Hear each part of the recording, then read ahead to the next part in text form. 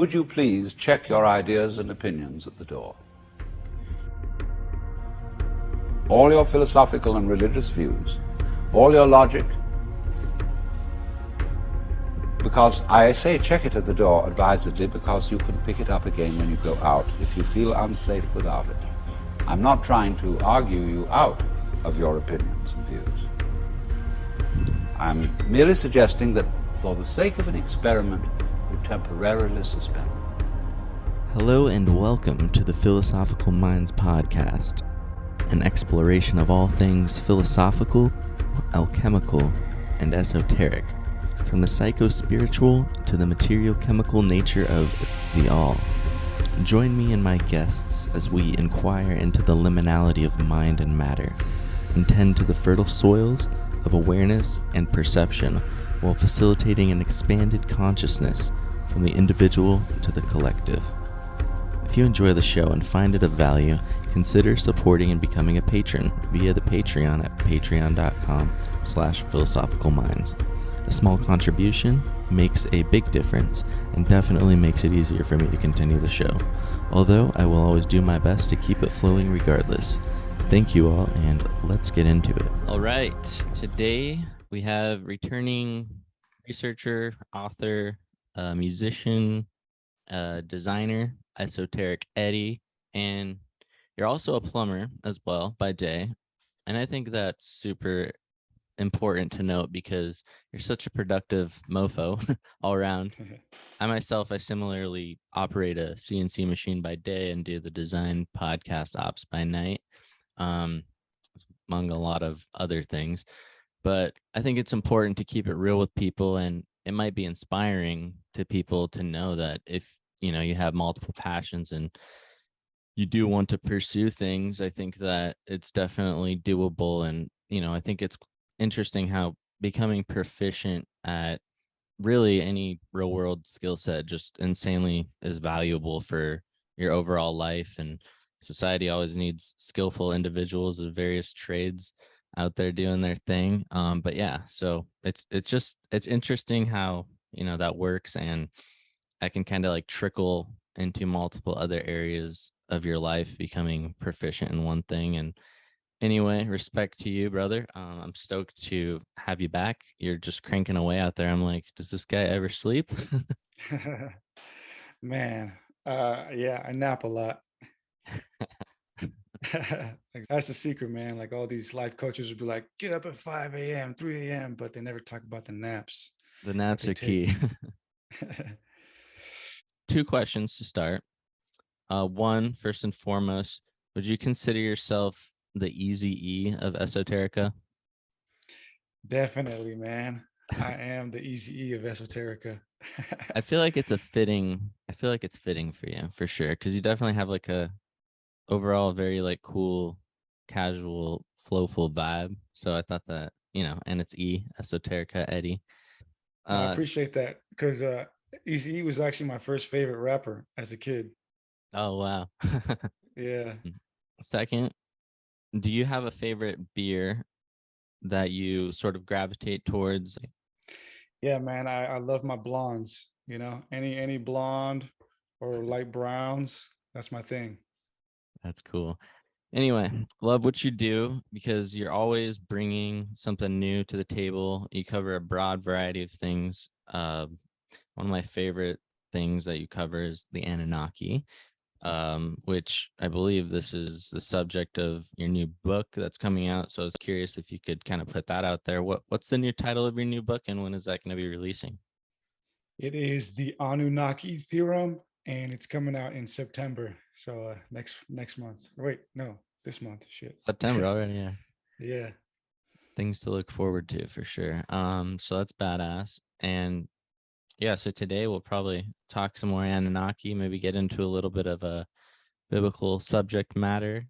I just don't know how anybody isn't at this point fascinated with this stuff. I think the first time I heard about the Anunnaki is from an ex-girlfriend I had when I was like 19 or 20, and she's like, yeah, I think we were created from the Anunnaki. And I was like, what the fuck's the Anunnaki? And she was kind of like telling me a little bit about it at that time, but just the overall history of Sumeria. It's so fascinating and interesting, and it's some of the like the oldest known texts in the world, as far as we know, at least at this point. With like, I'm talking specifically about like the cuneiform tablets of like some Sumer and Mesopotamia, and there's shitloads of these tablets that just go as far back as we can go into history. And I think I was listening to one of your recordings recently, and you were kind of discussing that and how like the vast amount of these texts, such a small percentage have even been analyzed or translated. I was curious if you could kind of speak a little bit more to that. That's interesting. Yeah, absolutely. So, of course, we discovered Sumer in the 1800s, mid to late 1800s. And prior to that, we had no idea of them. All we had was the Babylonians and the Akkadians. And in my book, I detail how we discovered them and what the process was for deciphering their script. And it all started with the Behistun inscription. And the Behistun inscription is a tablet we found that was made by King Darius. It was a military exploit written in 3 different languages, Old Persian, Elamite, and Babylonian, I think. And so when we deciphered those, we were able to kind of reverse engineer some of the Sumerian. And since the 1850s, so about 150 years, we've uncovered at least about 500,000. Some people even speculate up to 1 million different tablets. And only 10% of that has been like publicly translated. I mean, I try my best, but it's all the same stuff online. It's all the same recycled tablets online.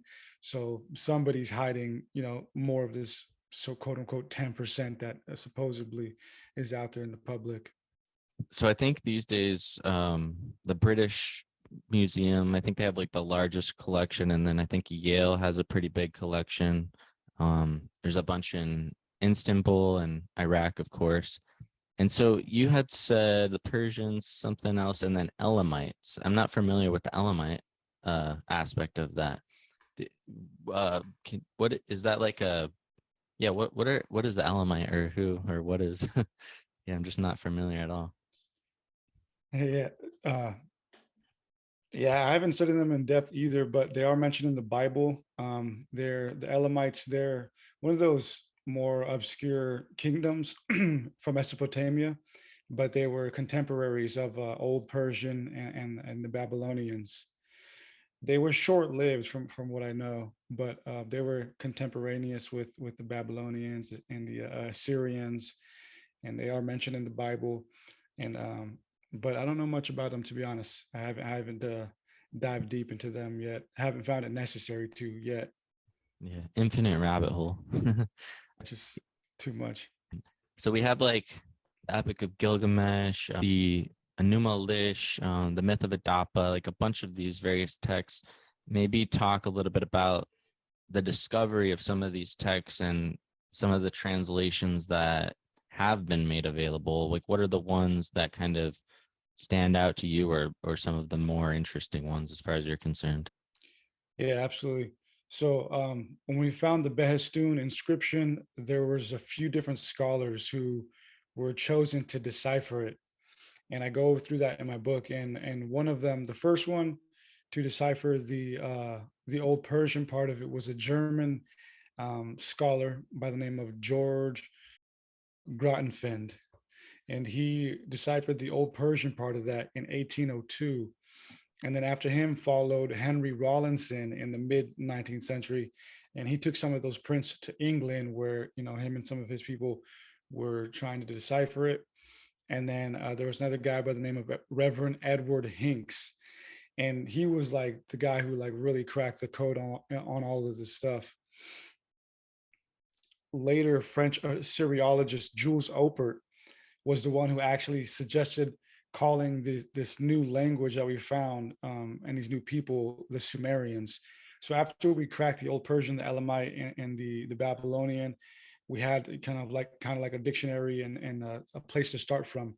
But what these early scholars found was that there were these other cuneiform tablets that weren't written in these languages. It was obvious that these tablets were written by different peoples by a different language. And so these scholars were chosen to crack that code after the Behistun inscription. And it was Jules Opert who realized that we should call them the Sumerians, because in one of the tablets, or in various tablets, some of the kings kept referring to themselves as the king of Sumer and Akkad. So it was obvious that there was this other place called Sumer that we had not found yet. And so Samuel Noah Kramer, famous 20th century scholar who wrote extensively on the Sumerians and the other cultures, accredited Hinks, Rawlinson, and Opert as the holy triad of cuneiform decipherment. And so after we deciphered the Sumerians' text and started uncovering some of their monuments and their culture and their history, of course, what we found was just fascinating.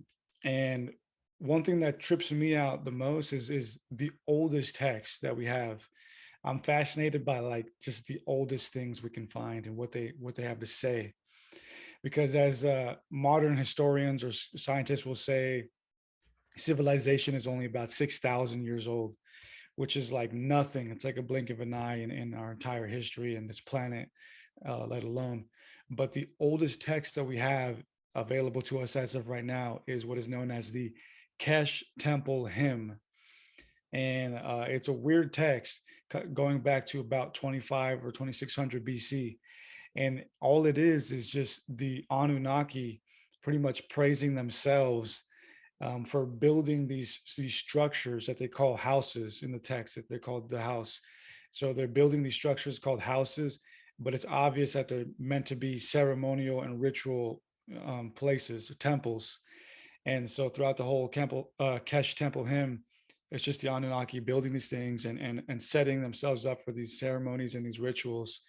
And so to think that this is the oldest piece of literature we have in our existence, and it has to do with these gods building stuff, or constructing these buildings for religious ceremonies, kind of just makes me think, well, first of all, I mean, obviously these people didn't come out of nowhere. And if they're building things and not just building structures, but for these complex rituals and ceremonies, they obviously have a culture and a tradition and an intelligence that goes further back that allowed them to develop this sort of skill and ability and passion. So it's fascinating to me because it's a testament to lost time. Like there's obviously something we're missing here. We're not just 6,000 years old. There's something missing here.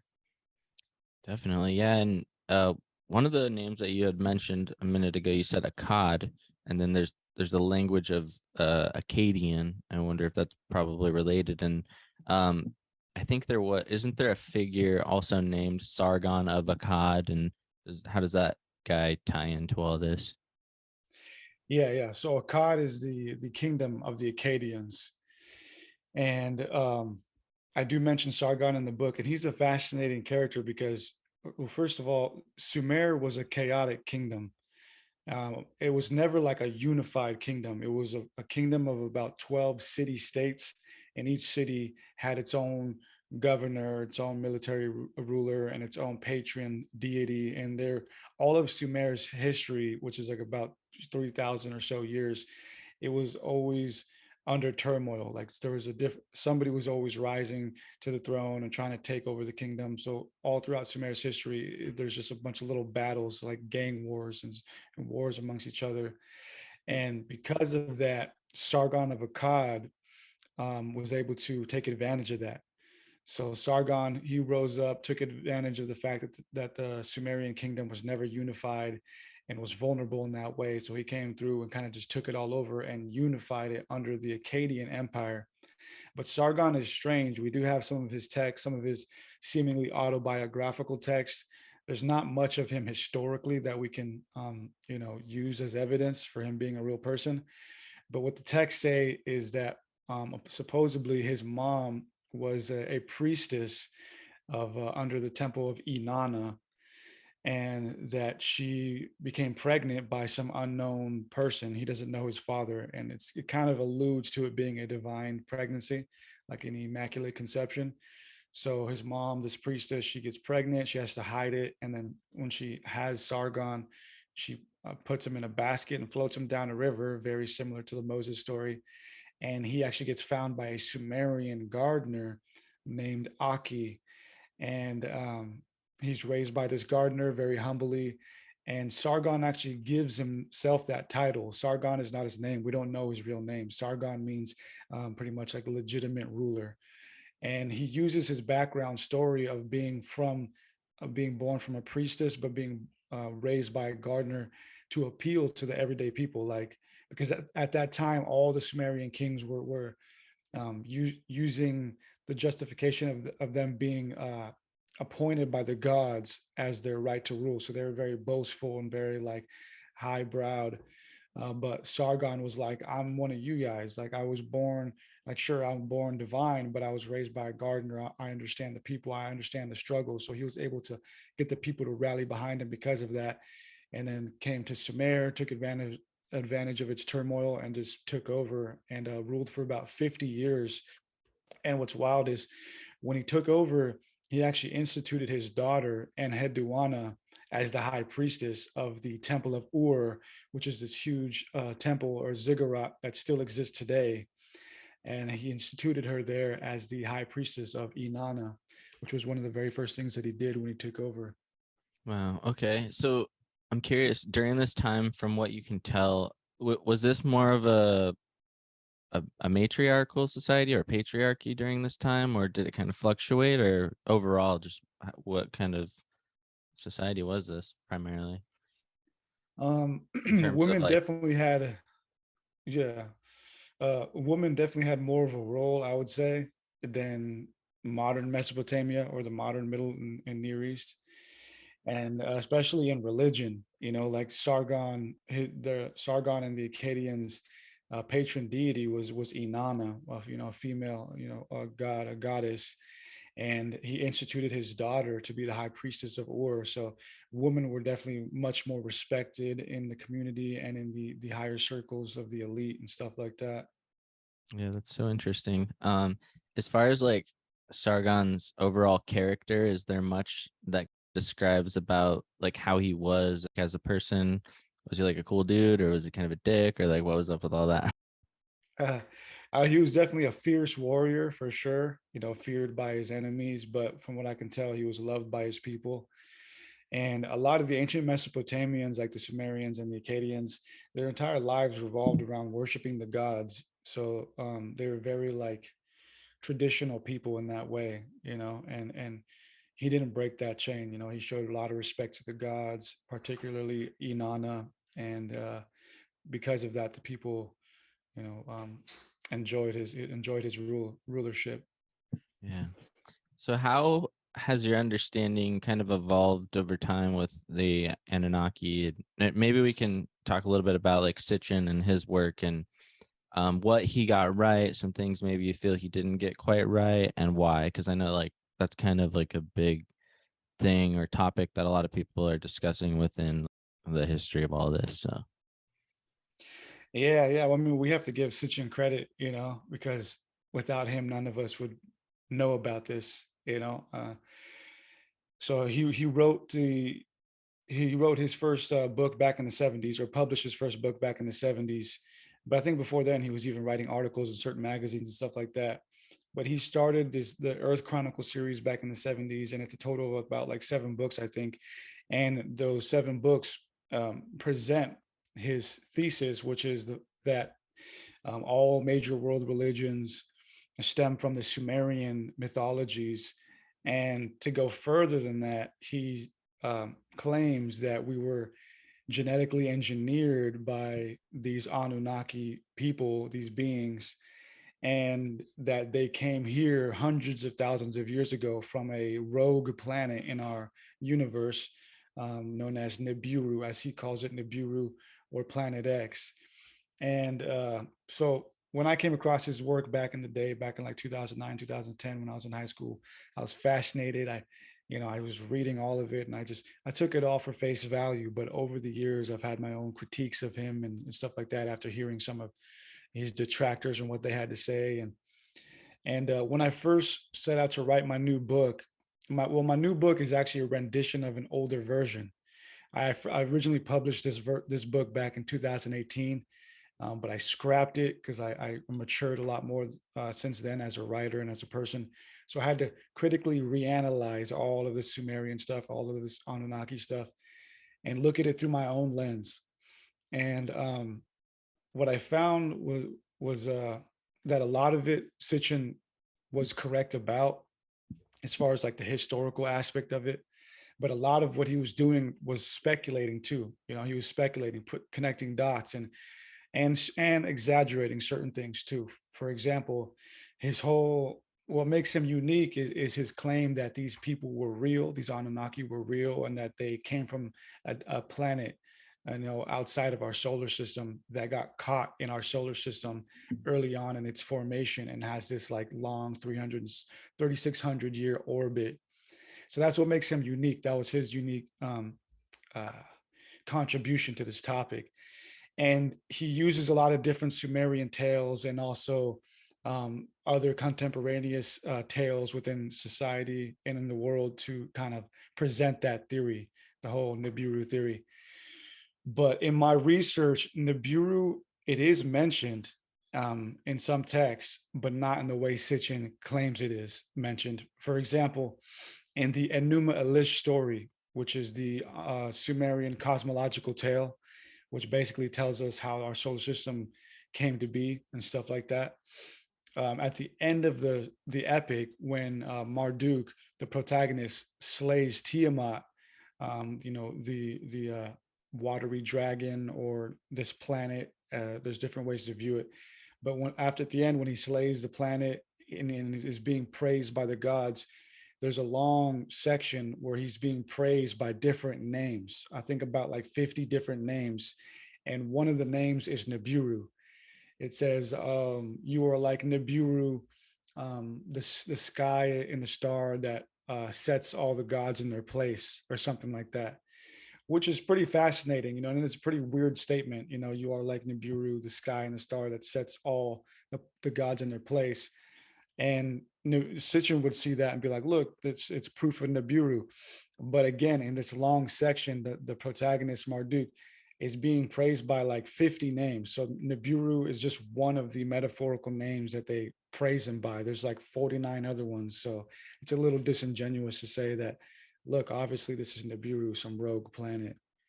Definitely. Is that pretty much is that like the primary reference that he's deriving his thoughts from, or is there any other mentions of Nibiru as far as you can tell? That's the only mention I've come across with like Nibiru. There's another word similar to it. It's Nibru. So without the second I, it's just Nibru. There's a text called Enki's Journey to Nibiru, Enki being one of the main Anunnaki. And so there's a place called Nibiru. But again, it's not Nibiru. But there's a bunch of other random things. I mean, his books, he's got 7 of them, and he's got a couple outside of that series that correlate to that series. And so his information is dense. You have to like really, really read a lot of his material to kind of understand where he's coming from, because he connects so many different dots. And one that he uses a lot is this stela, or this hieroglyph, if you will, which is strange. And I'm pretty sure you've seen it. Many of us have seen it. It's that one like stela of like an Anunnaki god, and there's like a sun, and there's like a bunch of dots around it. And he counts all of them and says, look, there's like an extra planet here. And so I try to find that. I'm like, where did he find this? Like, I couldn't find the name of that anywhere online. I couldn't find the only things I could find are references from his book to that stela. And there's a picture of him holding it up, like of the physical copy of it, or a physical copy of it. So I didn't want to put that in my book because I couldn't find any good source on that image of what appears to be our solar system and all the planets plus an extra one. But I did find somebody who made an interesting point about it. They said that it doesn't necessarily mean it's our sun, because it's a picture of like a star and I think like 7 different planets or something.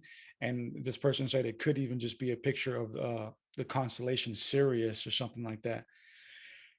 So that's just another case of, Sitchin taking something and then kind of just using it as bias confirmation, in my eyes, at least. Yeah. And so in terms of the idea of like the cover up of Anunnaki history, do you feel this is like a pretty valid claim in that a lot of this stuff was deliberately kind of covered up over time? And if so, how and why? Yeah, absolutely. Yeah, actually, it's funny. My last chapter, the last chapter in my book is, or the second to last chapter in my book is called "The Cover Up." But I mean, our second, or no, sorry, our first half of human history involves these beings, which is crazy. Like, okay, so we've been around what, about 6,000 years, they say. Um, so the first half, if not a little more, of our human history involves the worship of these beings. And so that's pretty huge. And they didn't get phased out until the institutionalization of Judaism, and which got hammered down and even more so institutionalized with the onset of Christianity. The very last remnants of them was during the Babylonian captivity. So the Jews who belonged to the old world Israelites, who were originally just nomads of ancient Mesopotamia, um, were taken under captivity by the Babylonians in the 6th century BC. And prior to them being taken into captivity, they were polytheistic. And the Bible makes mention of this. And I show this in my book. The Bible states on various occasions that the early Israelites belonged to the old Canaanite world. I got a couple notes here. Like, for example, in Isaiah 19:18, it is said that Hebrew was the language of Canaan, the Canaanite world, which was the primary culture back in the day before Judaism and what we have today. And right before the Babylonians descended upon the kingdom of Judah and Israel, the people, the Israelites, the Jews, were very chaotic and not uniform, and were polytheistic. And Jeremiah 11 shows this as well, saying, "There is a conspiracy among the people of Judah and those who live in Jerusalem. They have returned to the sins of their ancestors who refused to listen to my words. They have followed other gods." So it's obvious in the Bible and in history that prior to the Jews instituting monotheism after the Babylonian exile, they were polytheistic. They were just an offshoot of the old Canaanite world, which again were ancient Mesopotamians who worshipped and praised the Anunnaki. And I detail this in my book. But what is interesting is the Jews were freed by the Persians, and this is historical. So under King Cyrus, the Babylonian Empire fell. King Cyrus came in. He took over the area, the kingdom, and he was tolerant. He was a tolerant king, religiously tolerant, and he gave everybody the choice. You can stay here or you can go back to your homeland. And so most of the Jews, most of the elite, decided to go back to the homeland. And in the Bible and in history, there is an account of a later king named Artaxerxes giving permission, and more so like an order, to Ezra, the prophet Ezra, to go back to his homeland, go back to Jerusalem, and give his people a law, a new law to follow, which is the Torah, and pretty much organize them, give them this new law so that they can be self-governing, because the Persians had this brilliant idea of allowing their subjects, all their different people that they ruled in the vast kingdom, to organize themselves into like city states and have their own local laws, so that they don't have to worry about governing them. They can be self-governed, cogs in the bigger machine.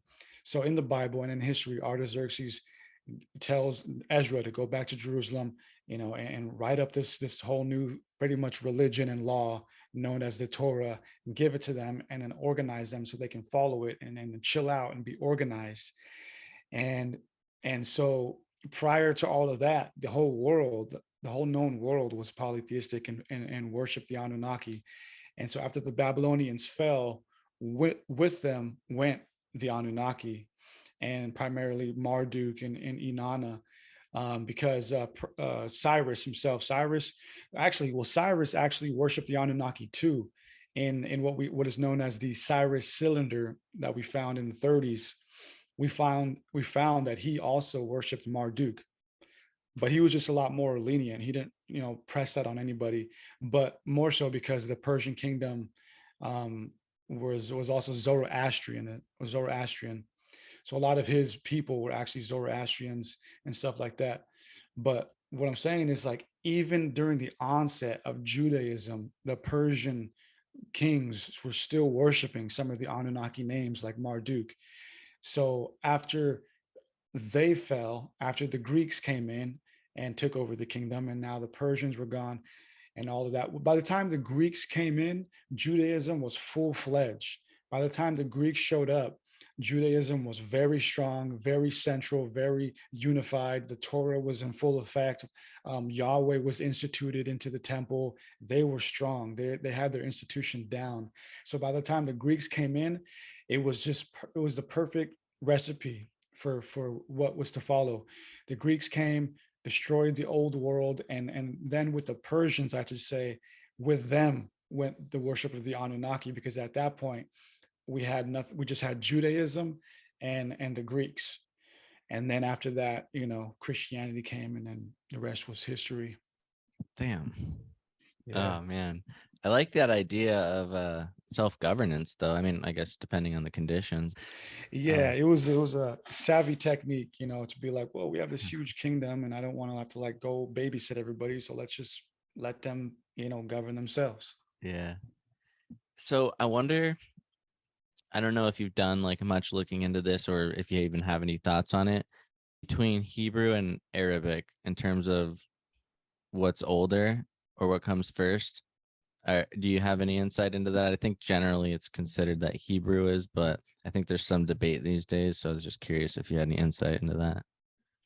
Well, the only thing that I know is that both of the oldest forms of Hebrew and Arabic are somewhat indistinguishable from what I've come across. A lot of scholars say that Old Hebrew and Old Arabic are pretty much the same thing, which is slight variations. So they're branches of some kind of like Canaanite or Phoenician language. Wow. Yeah, that's actually interesting. Yes. So I don't want to speak for you, but I feel like guys like you and myself, we kind of come from a lot of these like various different maybe Christian backgrounds, but eventually come to arrive at different interpretations, or at least like a more expansive overall awareness, or just more expansive views. And at least for myself, I find myself in this place of really kind of witnessing some of the most fascinatingly odd and deeply like embedded religious programs that I see that have kind of apparently become manifest within certain members of at least my family. I'll just speak for myself. And it really, at least for me, it deeply fascinates me in terms of the level of allegiance or adherence to the sort of like pastoral programming from the narratives that are disseminated from churches and whatnot. We can have these sort of superior morality complexes really sort of take root within many of these groups when it comes to how they have been taught to interpret biblical scriptures, or what they take away from some of these things and so on. And I see this a lot with things like the judgment of gay people in particular, for just an easy example, and how it's just sad to see family members that I love actually hold this belief so strictly and so firm that it kind of espouses the notion that if someone's gay, well, you're going to burn in hell eternally. And we don't want that for you. It's just the way that God set it up. It's just the rules. Unless you force yourself to change and repent for your sins, that's just that. Eternal damnation just drives me bonkers. So yeah, I'm just super fascinated at the power of belief systems and ideologies in general, and how sacred texts of all kinds can always be used and twisted. And just like, I think you as well, we just want to get to the truth of these texts and what's actually being conveyed, and what they all really mean aside from theological notions. Yeah, no, man, I hear you. Yeah, I grew up in a religious family, a very interesting one. my mom's side of the family was Christian, my dad's side was Catholic, but my parents themselves were very like open-minded people. They never, I mean, they never really pushed it on us. It was more so my grandparents that were like the ones that would kind of push it on us. And what I really appreciate about my upbringing is that my dad like never pressured it on me ever. Like he always gave me the option, like, do you want to go to your mom's church or do you want to come to my church? And a lot of times I would choose his church just because it was shorter. It was like 1 hour and go in, go out. I'm like, yeah, let's do it. Yeah, and my dad never, dude, like never talked about hell ever, which I really appreciated. Like never talked about hell, never talked about the devil, never talked about demons. He's never even told me a ghost story or anything. To the point where just like recently I just like realized it and I went to go ask him like, yo, like, do you even believe in demons? Like, I've never even heard you talk about them or anything. And he's just like, I mean, maybe, I don't know. Like, he's just always been a very down to earth guy, but I know he does have his own personal spiritual practices. And that's what I respect about him. Is like, he never pushes it on people or anything. He just follows his own path. My mom's side, though, the women on her side, they were like fucking, fire and brimstone, dude. Like every little thing was gonna take me to hell. Yeah. Eating candy or whatever. Like, hey, talking back or whatever. Any little thing they can think of, I was going to hell because of it. Polar opposites, it seems.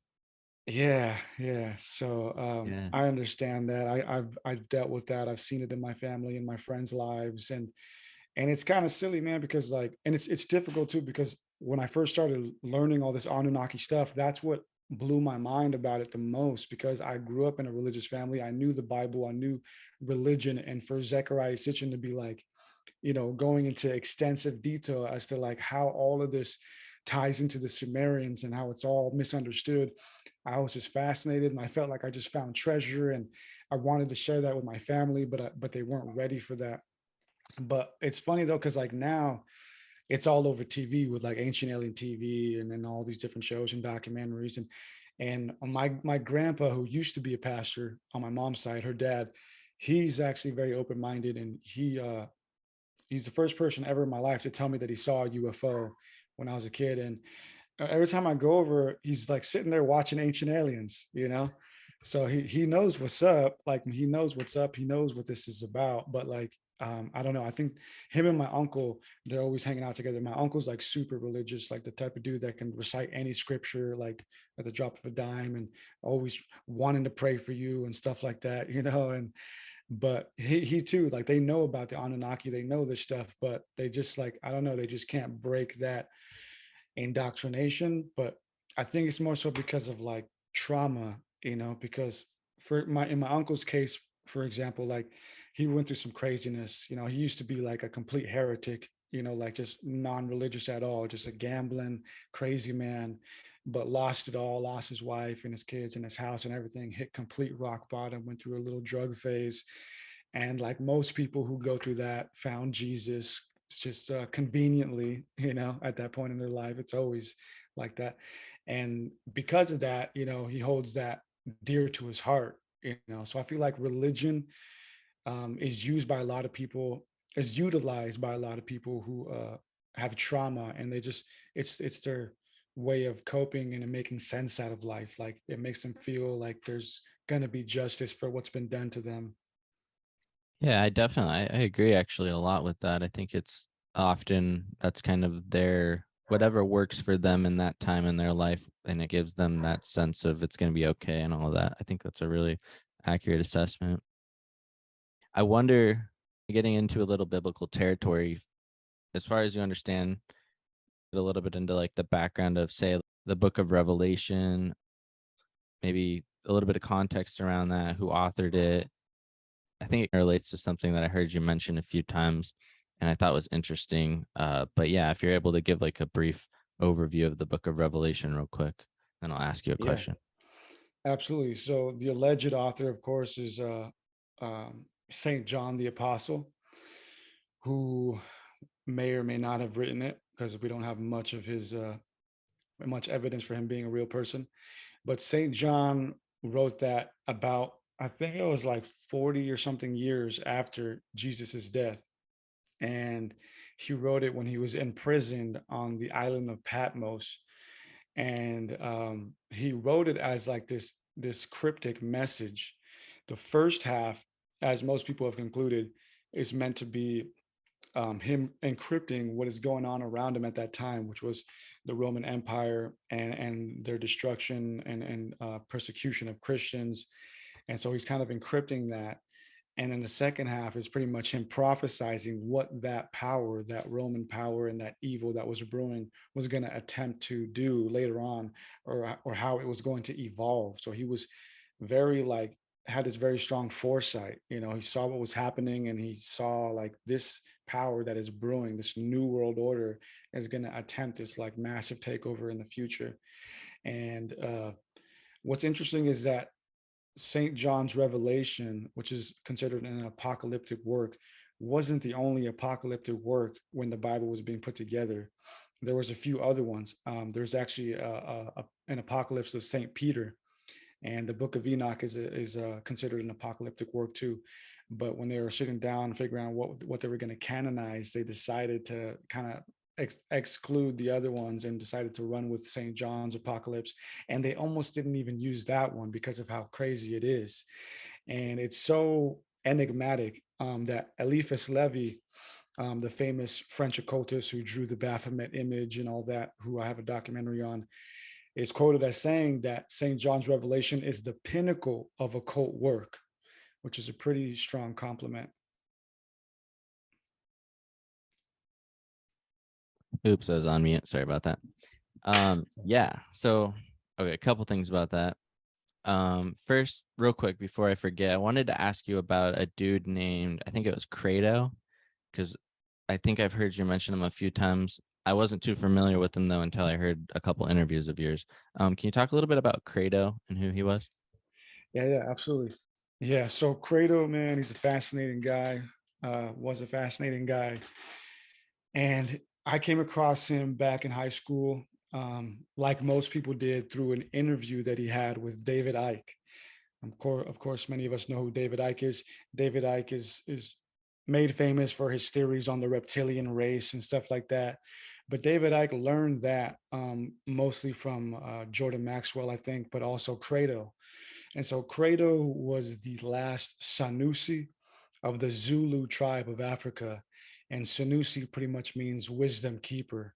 And in this like 3-hour interview with David Icke that you can still find, or you can watch my summarized version on Esoteric TV of that interview and other interviews and his biography, he explains a lot of the mysteries and secrets that he was told as a kid and throughout his adult life. So when he was a kid, Credo, he decided he wanted to become a Sanusi. And in order to do that, he had to go through a lot of rituals to prove that he was worthy of being told these secrets. And he says that he gained the highest of secrets because he did a lot of the rituals that other people would not do. And for example, one of those was eating a dead human hand that had been dead for only a few days. He made a dead hand smoothie and just, Doesn't yeah, sound too good to me. no, man, I'll have the kale instead. Wow. But Okay. yeah, so he did a lot of things like that. He had to like circumcise himself with a blunted blade as an adult, and just a lot of crazy stuff. And I get the idea that some of the stuff they were just kind of like trolling him and just to see if he would do it. Like, bro, we were gonna tell you the secret anyway. Oh man, that's rough. Yeah, but his story is amazing, man. Like, so he passed away in 2020 or 2021 at like 90 something years old. And he's got a lot to say. He was abducted. So he's been abducted by the Greys, and he tells that story in my documentary. And his theories on the Greys are fascinating. I kind of take after his theories. He thinks that the Greys are actually us from the future, and that they, Okay. yeah, he thinks that they're us from the future, and that they come back here pretty much to warn us about what we're doing to ourselves and to this earth. And I've taken that theory one step further and kind of postulated, well, if they're coming back, time travel is obviously real, or it exists, and I think it does exist. I think time travel does exist, and but it's not what we might think. Like I recently heard Joe Rogan talk about time travel on his show, and he was kind of saying, well, the moment we create a time travel machine, at that point, all dimensions and all realities will mix at that very moment, and everything will become obsolete, because at that point you can use time travel to go steal people's ideas, and so there'll be no like sovereignty, no real ownership of anything. But I don't agree with that, because he's thinking of it as if like a time machine is going to be a microwave that you can just go buy at IKEA. It's it's like a nuclear reactor, or like a Tesla coil or something. It's like those things exist, but not everybody has one. So I think the time machine does exist in a certain reality or a certain timeline, but it's such a sacred object that only certain people or certain society gets to use it, and that they've probably fought for that right, and they only use it when it's necessary. So I think if the gray aliens are us from the future, they're utilizing the time machine whenever we put ourselves onto a dangerous timeline where we're going to cease to exist, or we're going to become the grays and we're going to hate ourselves. Because Credo, as Credo mentions, he says that a lot of the experiences that people have when they're abducted are of the grays punishing them to a degree. A lot of people report being shown like horrific images of the end of the world and the end of humanity and stuff like that. And these grays, they have lost the ability to show emotion and communicate the way we do. So the only way they can communicate is through that telepathic way of imagery. Like, I hope you get it. Like, I hope you understand what we're trying to tell you. Like, you're fucking up, Yeah, yeah, and I have heard Rogan mention that theory on that for a while, about describing that similar notion to the grays being from the future. So that's interesting to hear you kind of mention that it goes as far back as that dude Credo. I like to kind of entertain the notion of like potential like geological nodal points throughout the planet that maybe might be potential jumping points between timelines. I find that very interesting. Back to what you were saying though, before all that, back to like the book of Revelation and its apocalyptic aspects. I do think that like apocalyptic texts, I think that was like a genre of the time, if I'm not mistaken. So that's a interesting kind of tidbit just to add in there. And I think the book of Deuteronomy as well as the book of Revelation, there's some lines in there that say something along the lines of like, no one should add or take away from these words, or something along that. So I wonder what you make of that, and is there any characters that you're aware of that ended up doing something like that by any chance? Yeah, absolutely. Yeah, oh yeah, the Bible has definitely been tampered with many times. I mean, it's been translated over from Hebrew to Greek to Latin to now so many different languages, and there are a lot of instances where not just words are changed, but whole contexts are changed, and I detail that in my book. There's a weird passage that I detail, and it happens in 1 Peter like 19 or something. Let me find it real quick. And this is an example of that. Yeah, and I didn't even know about this until I started doing some of this research for my book. But so 1 Peter 3:18 through 20 is this very strange passage in the Bible that has had theologians and scholars stumped for centuries. And it is a strange account of Christ's spirit going to a prison of some sort and preaching to the disobedient spirits of Noah's time. And like the Christianity.com, for example, says that this is the most cited Bible passage for the account of Jesus's descent to hell and his resurrection here in 1 Peter 3:18. But it is the most enigmatic, one of the most enigmatic passages that is just very strange, and I'll get into why that is. But for example, Martin Luther, right, the famous reformer, Protestant reformer, said of this text, said of this passage that, and I quote here, "It is a wonderful text, and a more obscure passage perhaps than any other in the Testament, so that I do not know for a certainty just what Peter means.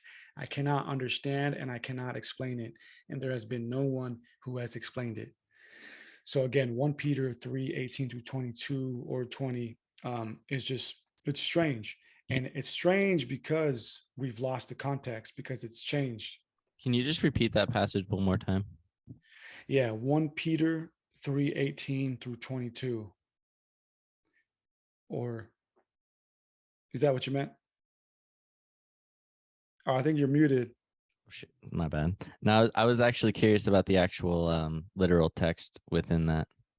Oh, okay. Yeah. So, all right. So let me pull it up real quick. But yeah, I mean, first centuries, like going all the way back to even Martin Luther, this passage has had people stumped, like, what is going on here? Like, and Christians, of course, have tried to explain it away with all kinds of philosophy and bending around it and stuff like that. Interesting way of being able to do that with a lot of these texts, for sure. Yeah, they always find a way to explain it. Well, while you look for that, I find it interesting because I've had people quote the lines in, say, the book of Revelations and Deuteronomy, where it's like, you shouldn't add to this book and so on. And then they've used that in terms of the overall Bible. So they'll say, these are the only books of the Bible that you should look at towards being the actual valid text because of, and then they'll quote, in the book of Revelations, nobody should add to this book or whatever. And I'm like, well, that's just that book of, that's just the book of Revelations that they put within their canon, or that's just the book of Deuteronomy that is within the canon. Well, the way I'm thinking about it is they're not talking about that canon. That's just coming from that specific book, and with all the points of it being translated over time anyway. Yeah. So here it is. So it's 1 Peter 3:18, reading up to passage 20. So this is how it goes. For Christ also suffered once for sins, the righteous for the unrighteous, to bring you to God. He was put to death in the body, but made alive in the spirit. After being made alive, he went and made proclamation to the imprisoned spirits, to those who were disobedient long ago, when God patiently waited in the days of Noah. So it's very strange. And for face value, if you're not like a Christian or whatever, it's like, okay, so what? But like in the Christian world, this just kind of like opens a can of worms, because, okay, so here we have Christ. Here Peter's mentioning that Christ died for our sins. Okay, cool. That's obvious. It's a very, mainstream Christian thing. And it says he was put to death in the body, but made alive in the spirit. Okay. But see right there, that's troublesome for Christianity, because he was put to death in the body, but made alive in the spirit. So that kind of opens up a lot of questions for his resurrection. Like, so he wasn't resurrected physically? That can kind of leave that up for question. And then he says, after being made alive in the spirit, as it said, he went and made proclamation to the imprisoned spirits, to those who were disobedient long ago, when God waited patiently in the days of Noah. So the questions that theologians have are, where did he go? Where was this prison? It doesn't say hell, by the way. So a lot of Christians use this as an example or evidence that he went to hell to like bargain with the devil for our souls or whatever. It doesn't say hell. It says he went to the imprisoned spirit. So he went to a prison. So where is this prison? And who are these spirits who were disobedient during Noah's time? So it's a very strange thing for Christians and theologians. It just opens up a lot of trouble. But what I found was fascinating. There's another theory as to why this is so complex, and it gives proof to this whole notion that many times words and context have been changed in the Bible. All right, so the word with the Bible, the Old Testament and the New Testament, wording is crucial. You can't just translate things willy-nilly or frivolously. Like the wording and the context is crucial, because Hebrew, for example, as I pointed out in my first book, The Lucifer Mystery Revealed, uh, there are a lot of different meanings to certain words. Certain words have double meanings, and certain words have, old world context, are alluding to old world legends and motifs and stuff like that. So if you don't have that mind frame, that context of that time period, you might be misunderstanding this stuff. We're trying to read things that were written in the 600 BC. So we're from a 2020 mind frame. We have to put ourselves into their mind frame and what was going on in their world and what they understood as history. So every word and the context is crucial. So in verse 19, it starts with by which, and in a lot of the translations, it starts with by which also he went and preached unto the spirits in prison. So in the original Greek, though, by which is Enokai, Enokai, by which, Enokai, which is really close to Enoch in Greek, which is Enox. And if you add a Greek chi, which is like the ohm symbol, to in which also, then the word translates to in which also Enoch. Whoa. Yeah. That's and fascinating. Damn. yeah. And then okay, so then, and this is what I love about, like, one of the videos I really enjoyed that you had put out there was kind of like a summary of the lost years of Jesus and so on. And what's something that you often point out is the book of Enoch and how it was actually once canon at one point. Maybe you could kind of talk a little bit about that. Like, what's the scoop with the book of Enoch? What was it, and when was it a part of the canon, and kind of like what happened with all of that? Yeah, absolutely. Yeah, it's one of those things that always comes across my desk, man. Like no matter what I'm researching, it always finds its way back to my desk. And but real quick with that whole translation in that passage in Peter, it's known as the emendation, if I'm saying that correctly. But the study of that passage and that whole emendation goes all the way back to the 1700s. The first scholar to properly translate Christ in that context back to Enoch was a scholar by the name of William Boyer in 1772, and a couple other scholars followed after him, such as J.R. Harris in the 19th century.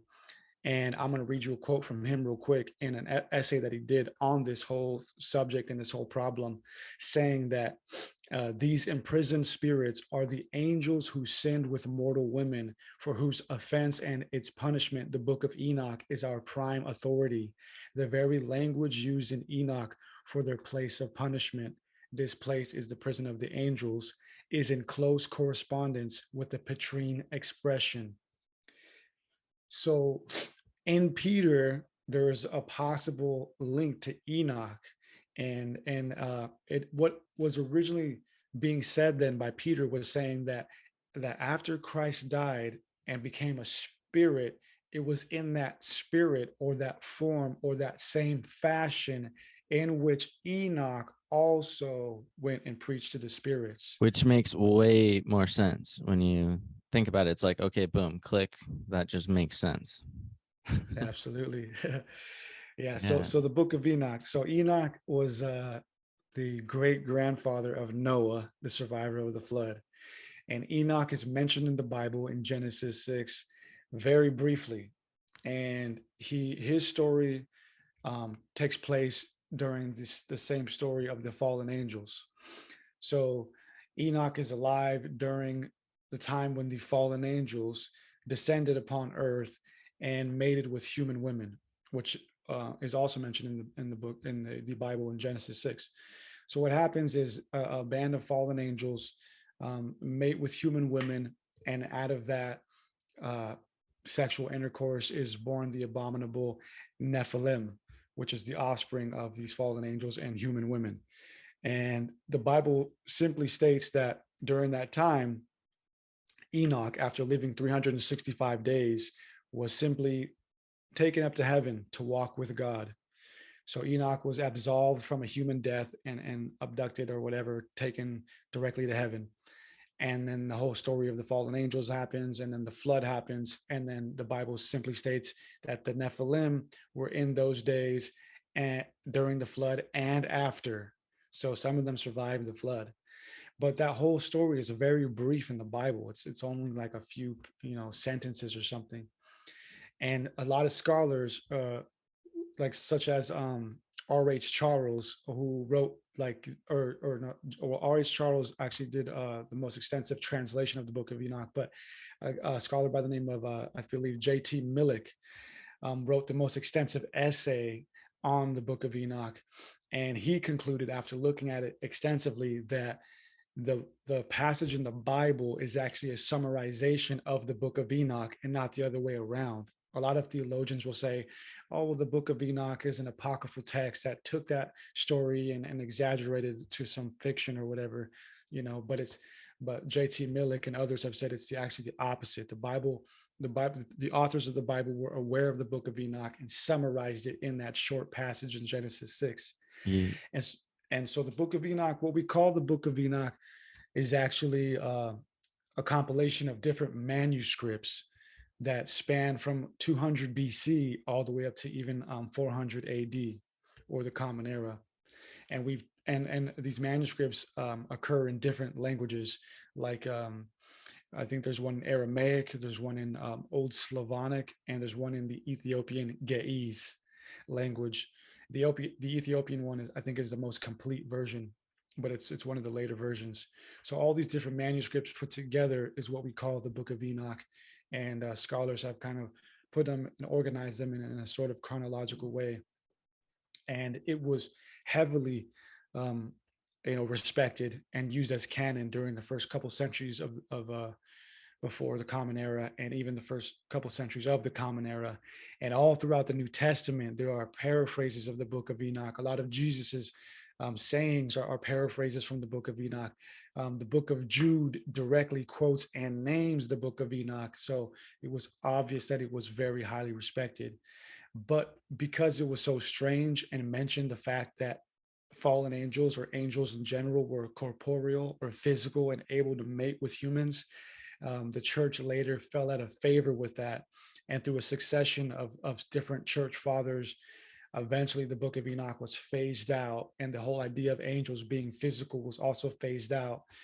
And I don't think this was done deliberately to phase out the Anunnaki side of things, but it was a consequence of that as well, because the Anunnaki and the fallen angels were one and the same.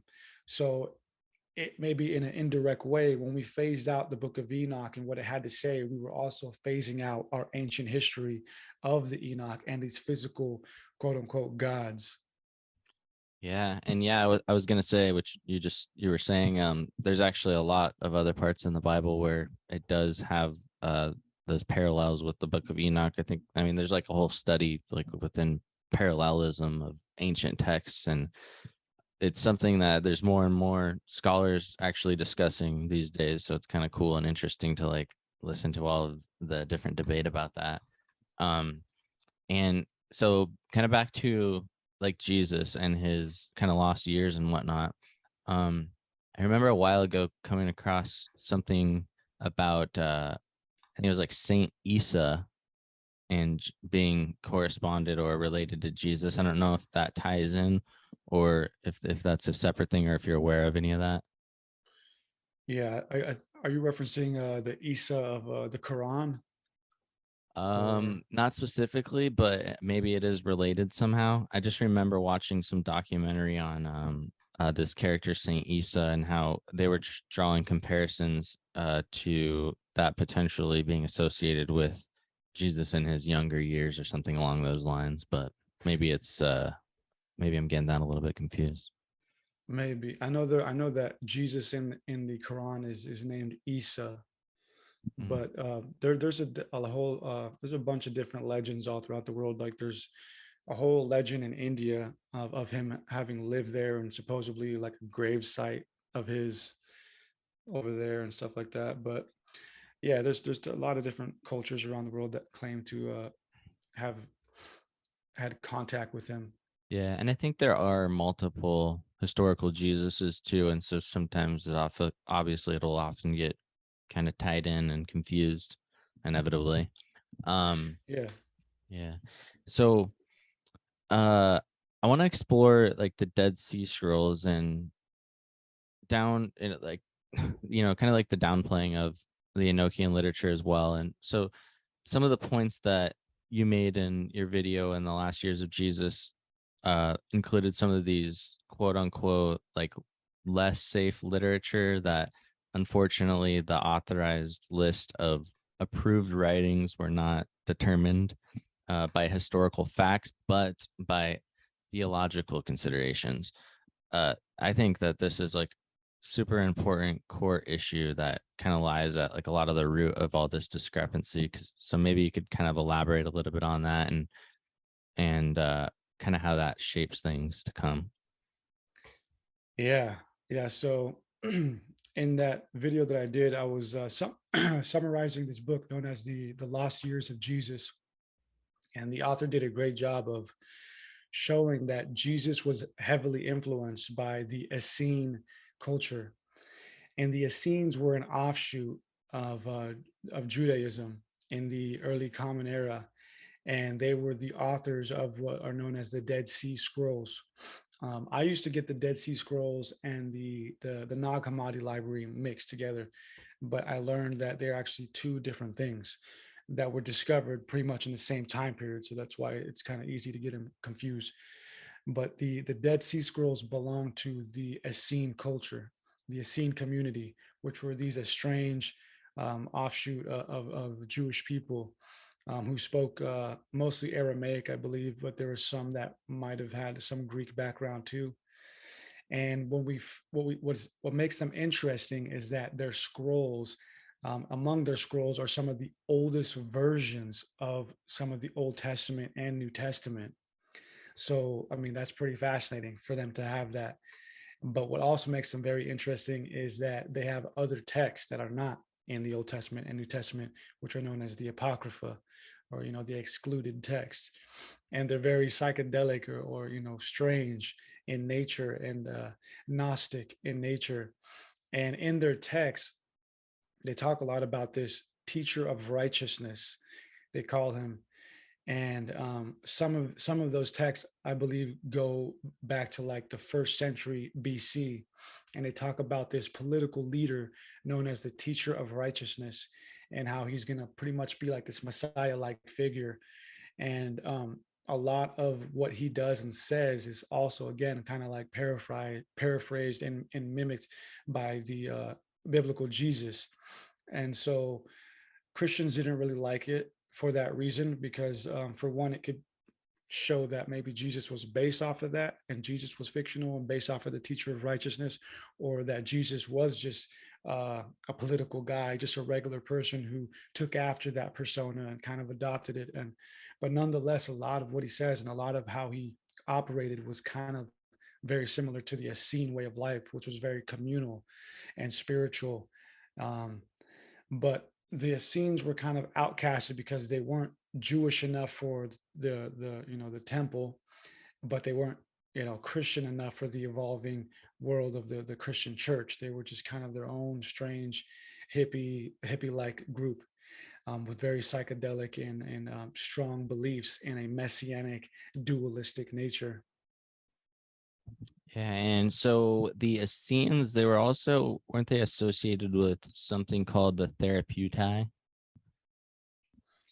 Yeah, I believe the Therapeutai was the Greek branch of the Essenes, and Therapeutai, I believe, means the healers, which again is another piece of evidence that Jesus learned what he knew from these people, because they believed in sort of like energy healing and stuff like that. So a lot of Jesus's traditions and ways that he operated are very similar to what these people were doing. Yeah, makes a lot of sense when you kind of put it into context like that too. Couple more questions before we wrap it up. I was curious of your kind of overall, kind of like a side note question, but maybe what you've encountered so far, as if you were to describe what is Gnosticism, if somebody was like if they were to ask you to give like a general overview of what does it mean to be Gnostic, or what is Gnosticism, or does it kind of vary? Or yeah, I'm just curious like what your kind of thoughts are about that. Yeah, absolutely. So Gnosticism is a general term for many different groups throughout history, with roots actually in Hellenistic philosophy, I would say. But it's a general term for many different groups that pretty much look at Judaism and Christianity through more a more philosophical and esoteric way. For example, like in the Nag Hammadi library, which came out of Egypt, those are like actual Gnostic texts. The Dead Sea Scrolls have some Gnosticism in them, but they're not like true Gnosticism. They're more Judaic in nature. But the Nag Hammadi texts are definitely Gnostic in nature, and they look at the Bible in a very strange way. They think that the God of the Bible, again, is like this impersonator who trapped us into this physical reality and is pretending to be God. And the real God is like this unknowable light, this unknowable source. And so again, Gnosticism, I would say, Gnosticism is mystical Judaism and Christianity, based on Hellenistic philosophy. So it being like a New Ager today would be like similar to being a Gnostic, because the New Agers of today take everything, all religions, all philosophies, and blend them up and kind of create their own personal belief system. So a New Ager would take all belief systems that they like and create their own personal religion. And so Gnosticism would be like the ancient form of like New Ageism. They took the world religions and the world philosophies available to them then, kind of blended them up and created this new form of personal spirituality. So to be Gnostic would be to take different belief systems and personalize them. Yeah. I think and I obviously still have a lot to learn, but it seems to me that within Gnosticism you find various people that call themselves Gnostic, but ultimately arrive at sort of different conclusions and way of describing their overall beliefs. And it seems like they kind of the idea is it's just a more expansive literature that they're drawing from. They're not just excluding and selecting very particular ancient texts. It's more of a wide and broad variety. It kind of seems like my limited assessment. But so next question, I was wondering, in terms of Jesus, a real person, an archetype, does it depend? Are you still does it require further inquiry, or what's your kind of overall assessment? I've definitely not done doing my homework on it, but at this point in my life, I've concluded that he was a real political figure that was based on the Essene culture, that was later kind of degraded by the church. It was a kind of a reverse psychology, and he was degraded by upholding him as this spiritual, distant person. So I think he was real. He was political, but then the church, knowing what was happening at that time with how the world was evolving, realized they had an advantage at that point in time to create a new religion or a new religious institution. So they utilized that political figure and martyred him ideologically and created this whole ideology around it and around him, and also infiltrated and implemented pagan ideals into that to create this blend of religions and stuff, so that they could so that they could control and organize the masses. Because at that time, during the Roman Empire, when Christianity was being put together, you had Judaism, you had the pagans still with ties to Greek culture, the pagans tied to Roman culture, and then you had this new sect of Christianity along with its subsets like the Gnostics and stuff. So again, they utilized the same ploy that the Persians did before them, where they pretty much kind of simplified everything down to monotheism, and but implemented certain aspects of everything into it so that everybody could somewhat be appeased. So yeah, that's kind of my answer. I think Jesus was real. He was political and martyrized and brought up to be this spiritual being. But if you pay close attention, when you worshiping Jesus or whatever, you're actually using the church as a mediator. That's the whole point of it. You know, the church, specifically the early church, it's definitely throughout the whole inquisitional years, you had to go through them to get to Jesus. So in order to, it's like they were dangling Jesus in front of you saying, yeah, you got to get to him, but to get to him, you got to get to us. So they used that aspect of him and his archetype to prop themselves up as important. Yeah, it kind of seems like the church in that day was kind of like the first propaganda network in a lot of ways. Yeah. I mean, I say quote unquote the church, I guess, as far as we know it. Yeah. But yeah, man, it was amazing talking with you again, and this was fantastic. Is there any last words or any last message that you want to put out there for the people listening? Yeah, no, I just want to say thanks for having me on again, man. This was fun. Thanks to everybody listening and hanging out.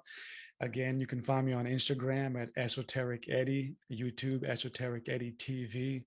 Got the new book dropping in September, The Annunaki Theorem.